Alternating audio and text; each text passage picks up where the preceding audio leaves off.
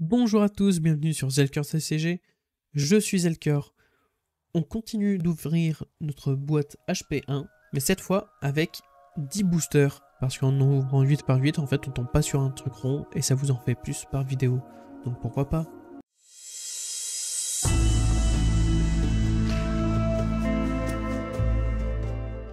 Et on va commencer l'ouverture tout de suite avec le premier booster.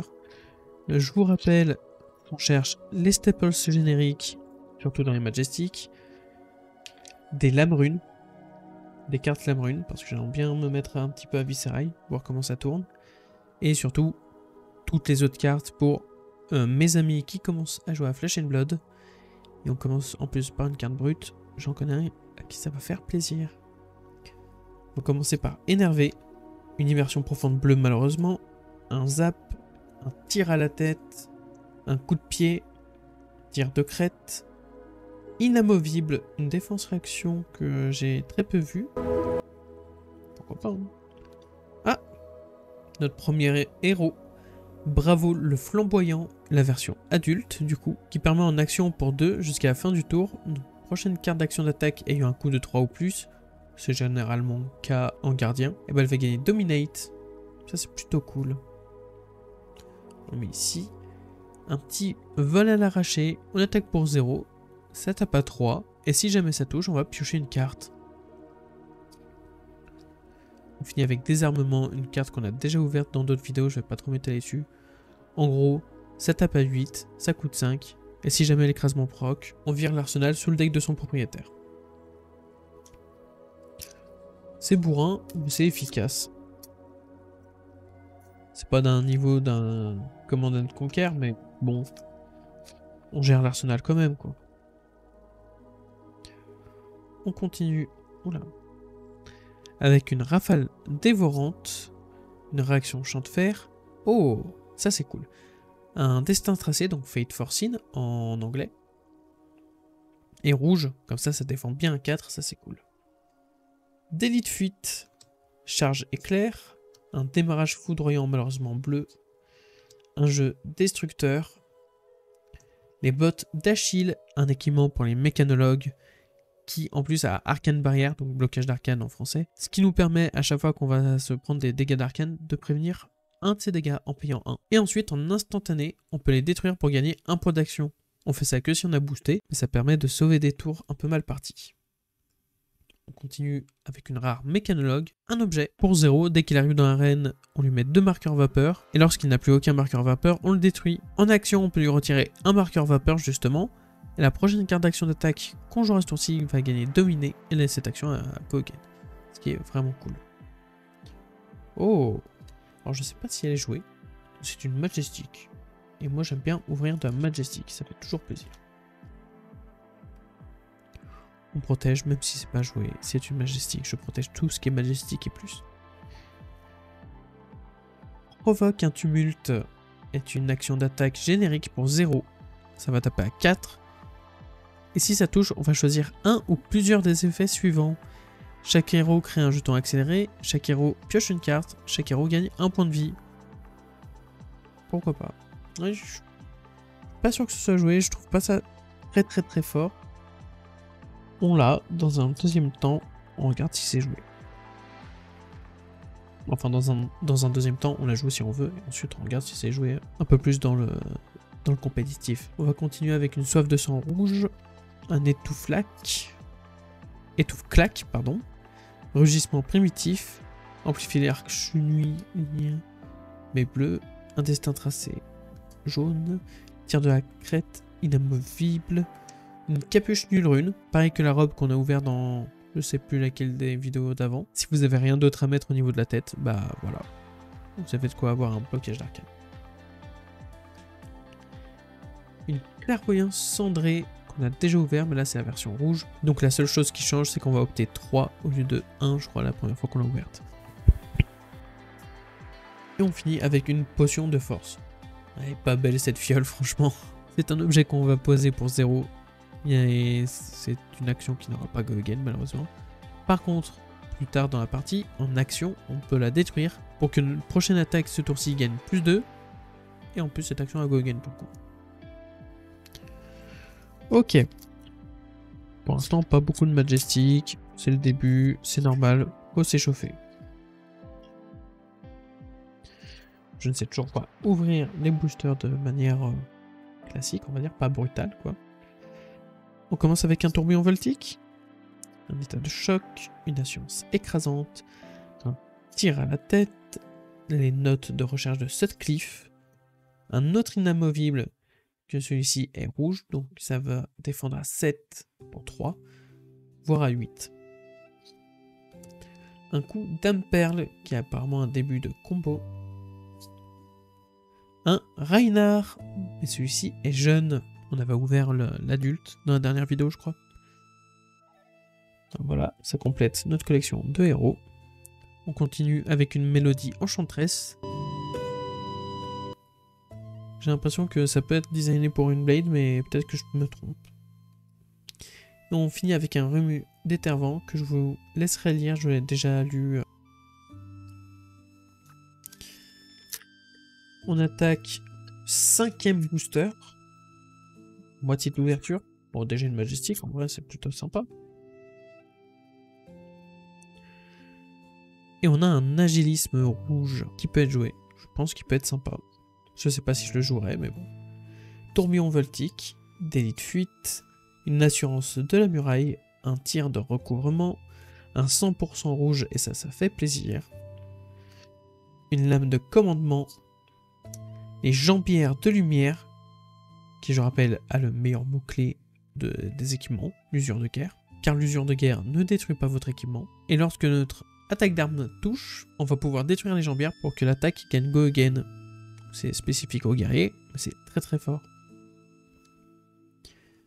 Serment de l'Arche Nuit, qui est toujours l'Arc Knight en anglais. Et on finit par une rare avec un dissipateur d'éther, un objet mécanologue qui coûte 1. Il entre dans l'arène avec un marqueur vapeur et en action pour 1. S'il n'y a aucun marqueur sur le dissipateur d'éther, on peut en placer un. Cette action à Gogen. En instantané, on peut lui retirer un marqueur vapeur et il va gagner Arcane Barrière 2, qui est comme le 1, mais c'est juste que là on peut payer 2 pour en prévenir 2. C'est plutôt cool. Je pense que ça doit être joué en side plutôt qu'en main, parce que sinon ça n'a pas grand intérêt. C'est le 6e booster? C'est le 6e booster. Promis, j'essaierai de les ouvrir un peu moins brutalement. Écrasement des cartilages. Chasse en meute. Étouffe-claque. Rugissement primitif. Riposte. Fer d'éther. Un accélérateur. On arrive à surtension sismique. J'ai le nom en anglais, mais là du coup la trad me fait un peu rire. Pourquoi pas. C'est une aura qui nous dit qu'au début de la phase d'action on va la détruire. Et la prochaine carte d'action d'attaque gardien qu'on jouera ce tour-ci va coûter 1 de moins à jouer. Plutôt pas mal.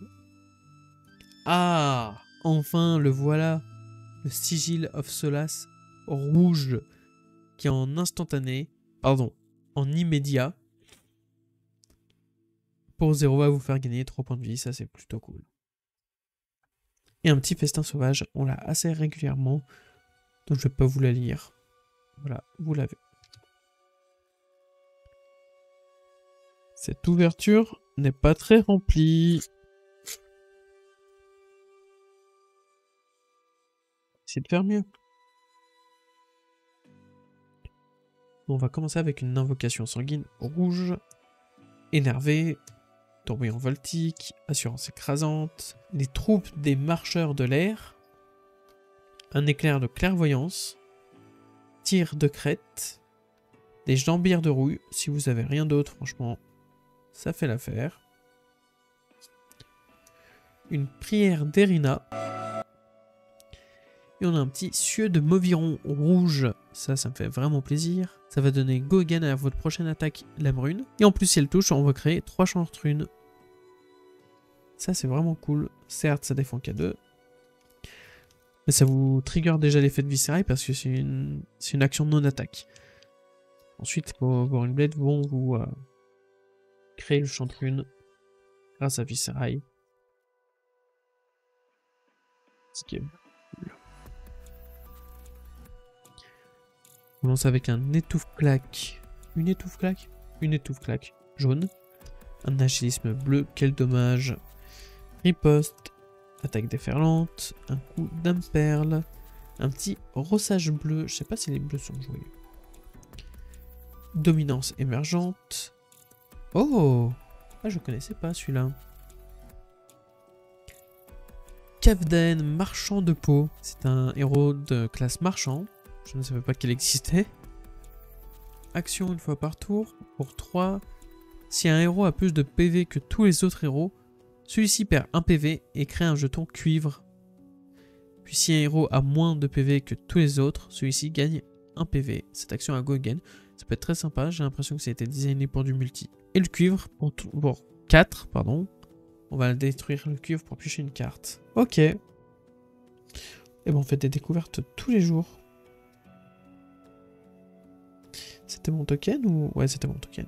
Visez la cible, qui est toujours une carte qui vous permet de recharger tout en donnant plus 2 à votre prochaine action de ranger. Je me fais avoir à chaque fois. Et un fuseau d'éther. Pour 2, c'est une action sorcier qui va mettre 2 dégâts d'arcane. On va opter X, X étant le nombre de dégâts que cette carte a infligé. Il ne reste déjà plus que 2 boosters. Waouh.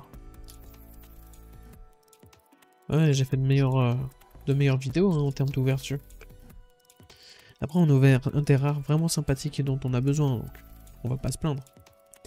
On commence souvent avec étouffe-claque et ça nous porte vraiment pas beaucoup de chance. Hein. Je vais commencer à détester cette carte, rien que pour ça.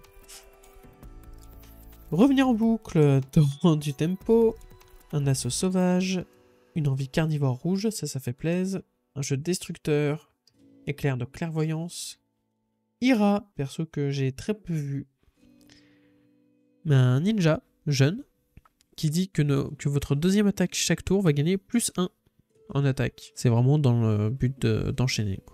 Sinon 4 d'intellect, 20 de PV, classique. Un cieux de Mauvrillon, pardon, mais bleu, donc ça va créer qu'un seul chantrune. Un peu dommage. Oh! Je sais toujours pas si c'est joué, mais c'est une Majestic, et ça fait toujours plaisir d'ouvrir une Majestic.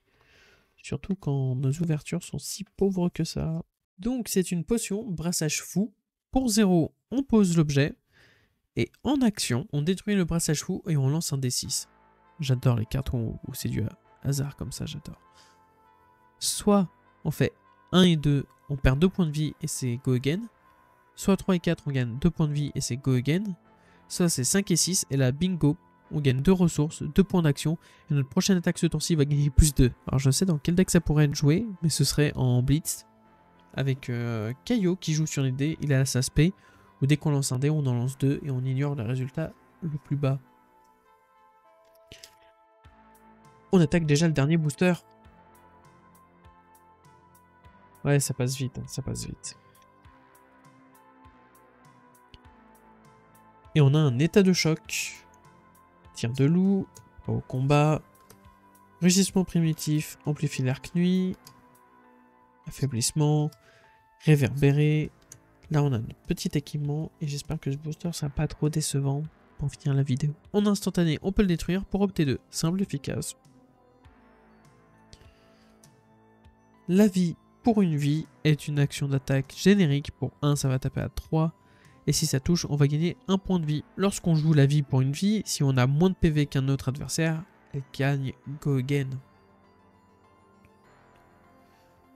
Et c'est une réponse ardente. C'est un peu déceptif pour moi parce que gardien, je joue pas. Par contre, pour mon entourage, ceux qui veulent jouer gardien, et bah, ils seront contents. Bah, ma foi, une ouverture un peu dommage. Ah, j'ai fait mieux sur 6 boosters, quoi, donc ça... C'est un peu dommage, mais bon. On a ouvert 2 Majestics, ça c'est toujours sympathique. Une fois, je ne sais pas si elles sont jouées. Je pense que le brassage, lui, il est vraiment pas joué, parce que c'est trop aléatoire pour être joué. Par contre, provoque un tumulte, je ne sais pas du tout. Ça, j'avoue, ce sera à checker.